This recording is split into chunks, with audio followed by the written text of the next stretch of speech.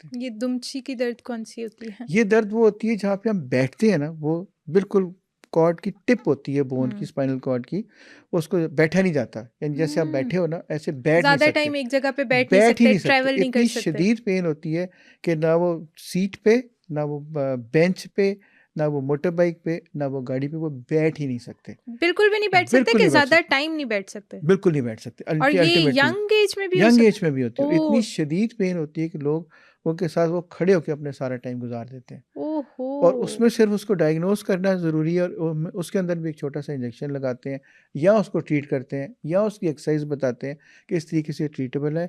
हम सिर्फ बताने का मकसद ये कि जो दर्द मैं आपको बताता हूँ वो 90% से ज़्यादा अल्हम्दुलिल्लाह ट्रीटेबल है विद मिनिमल इन्वे, यानी उसके अंदर हमको ज़्यादा लंबे चौड़े ऑपरेशन, बेहोश, हम्म। सुन, कोई ज़रूरत नहीं है।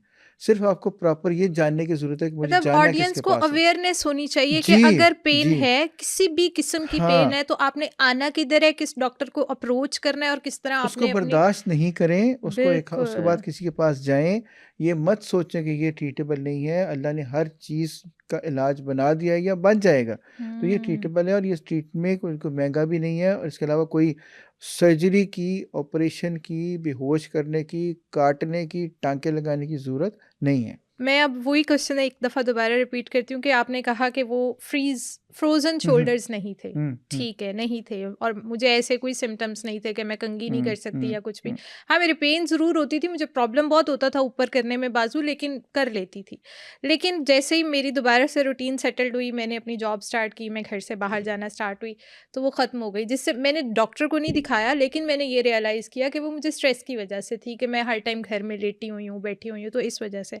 तो क्या इस वजह से भी कि हमारी बॉडी में डिफरेंट पार्ट्स में, जैसे मेरे शोल्डर्स में हो गई, किसी और पर्सन को किसी और जगह हो सकती है, तो ये पेन्स इतनी स्वेयर हो सकती हैं स्ट्रेस जी, की वजह से? बिल्कुल, बिल्कुल हो सकती हैं। ये इवन अब आपने सर्दियों का ज़िक्र किया था, तो सर्दियों में तो हम एक 2-3 लफ्ज़ इस्तेमाल करते हैं। एक कहते हैं विंटर ब्लूज़, हुँ, यानी विंटर एक डिप्रेशन का मौसम होता है। बिल्कुल होता है। बारिश हो रही होती है, धूप निकलती नहीं है, दिन छोटे होते हैं, अंधेरा जल्दी हो जाता है।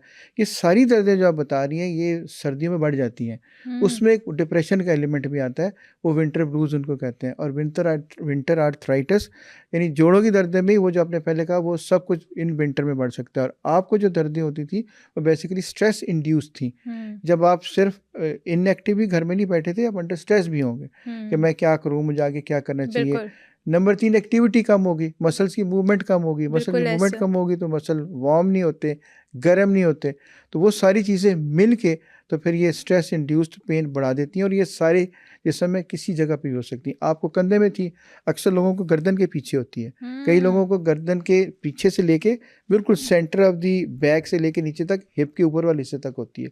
सो हुँ, हर पेशेंट की दर्द अपनी हो सकती है, लेकिन उसकी नौइयत और उसकी वजह वही हो सकती है जो आप कह रही हैं कि तो ये stress stress induced. Induced pain जो होती है, इसमें फिर आपको क्या करना चाहिए? इसमें भी मेडिकेशन की तरफ नहीं, आएँ? 2-3 काम करें। एक तो हुँ, कोई वॉक शुरू कर दें थोड़ी-सी, ताकि ठीक है। आपके मसल्स को तो ये ताकत आ जाए कि वो थोड़ा-सा मूव होना शुरू हो जाएँ। प्लस हाइड्रेशन, अपनी पानी की मिकदार पूरी करें। हुँ, पानी सर्दियों में कम नहीं होना चाहिए। हुँ, अच्छा, हमें पता नहीं लग रहा होता, हमारा ख़्याल ये होता है कि जी गर्मियों में पानी की मिकदार कमी होती है क्योंकि हमें पसीना आता है। पसीना अब आता है। सर्दियों में जो सबसे खतरनाक काम है, जो कमरे में हीटर लगा हुआ है।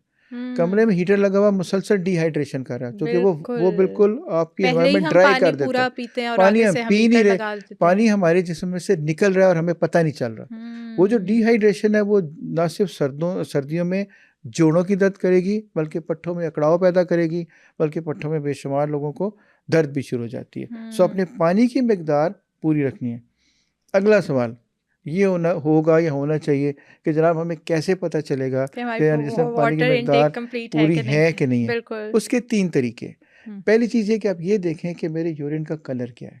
ठीक है। अगर वो गाढ़ा है, या वो थोड़ा है, और या वो आपको लग रहा है कि उसका कलर येलोइश हो गया है, इन तीनों का मतलब ये है कि हमें जिस्म में जितना पानी चाहिए था वो कम है, हमें पानी हुँ, मज़ीद पीना चाहिए। तो वो हुँ, पानी की मिकदार, जो बंदा सारे दिन स्पोर्ट्स करता है, हो सकता है उसको 10 ग्लास की ज़रूरत हो, जो सारे हुँ, दिन बैठा रहता है, हो सकता है उसको 2 ग्लास की ज़रूरत हो। सो हर एक की पानी की मिकदार उसकी ज़रूरत के मुताबिक और उसकी बॉडी रिक्वायरमेंट के मुताबिक हो सकती है, लेकिन एक जनरल सा रूल मैंने आपको बता दिया कि सिर्फ अपनी उनका कलर देख लें तो बंदे को अंदाज़ा हो जाएगा कि मैं पानी पूरा पी रहा हूँ या मुनासिब पी रहा हूँ या कम पी रहा हूँ। तो जितनी हम आजकल मुरगन ग़िज़ाएँ खाते हैं, चाहे वो हलवे हैं, चाहे वो मछलियाँ हैं, चाहे वो फ्राइड चीज़ें हैं, हमें पानी की मिकदार और ज़्यादा लेनी चाहिए। तो उससे बिल्कुल। फिर ये दर्दें सारी, जब पानी की मिकदार पूरी होगी, मसल्स रिलैक्स होंगे, तो दर्दें भी बेहतर हो जाएँगी। बिल्कुल ठीक है। तो इसके आगे अब हम जो बहुत ही मेजर प्रॉब्लम है सबका, घुटनों में दर्द। ये जैसे-जैसे एज थोड़ी-सी बढ़ती है तो घुटनों में दर्द स्टार्ट हो जाता है। तो इसके पीछे रीज़न्स क्या होती हैं? सबसे बड़ी रीज़न तो इनएक्टिविटी, नंबर ठीक है। 1।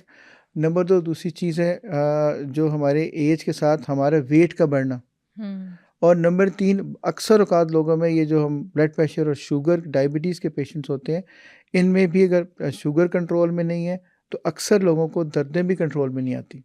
अच्छा, हुँ। एक और चीज़ मैं यहाँ पे क्लियर करना चाहूँगा अपने तमाम देखने सुनने वालों के लिए, कि जो हमारे पास घरों में जो मशीनें पड़ी हैं, जो शुगर चेक कर रही हैं, आपके घर में भी होगी, बिल्कुल, मेरे घर में भी होगी, बिल्कुल। ये बहुत बड़ा धोखा है।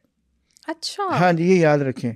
अब पिछले कुछ साल, बल्कि कई सालों से अब हमने ये शुरू किया है कि हर वो पेशेंट जो कहते हैं जी मुझे शुगर नहीं है। नंबर 2 कहते हैं जी मैंने आज सुबह चेक की थी, मेरी सुबह 90 थी और 2 घंटे बाद चेक की थी, वो 120 या 140 थी। हमारा हुँ, उनको कहना ये होता है कि आप उसको एक दफ़ा कम से कम उसको वेरीफ़ाई कर लें। हुँ। वेरीफ़ाई कैसी होगी? एक शुगर का टेस्ट होता है जिसमें 3 महीने की शुगर टेस्ट होती है। बिल्कुल। वो ब्लड का एक टेस्ट है जो लैब से किसी भी को महँगा नहीं होता। हुँ, अक्सर लोग जो मुझे ये कहते हैं कि मेरी शुगर नॉर्मल है, मुझे तो है ही नहीं है। जब उनका टेस्ट कराया जाता है, उनकी अक्सरियत की शुगर ज़रूरत से ज़्यादा होती है। ओह! फिर वो लोग जो कहते हैं जी मेरी सुबह 90 थी, दोपहर को 120 थी, उनका मैं कहता इस वक़्त क्या हर्ज है? हो सकता है अल्लाह करे ऐसे ही हो।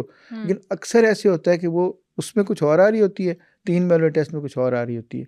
तो अगर आप ये देखें कि अगर आप दवाइयाँ भी ले रहे हैं, एहतियातें भी कर रहे हैं, वॉक भी कर रहे हैं, फिर भी दर्दों को आराम नहीं आ रहा, पट्ठे खिंच रहे हैं, जो भी आप ट्रीटमेंट कर रहे हैं उसका असर नहीं हो रहा, तो एक दफ़ा सिर्फ़ वो 3 महीने वाली शुगर का टेस्ट, जिसको हम HbA1c कहते हैं, एक दफ़ा चेक करा के देख लें। अगर तो ठीक है, तो ठीक है, और अगर ठीक नहीं है, तो फिर जब तक आपका वो नॉर्मल लेवल में नहीं आएगा, दर्दों का ठीक होना थोड़ा मुश्किल हो जाता है।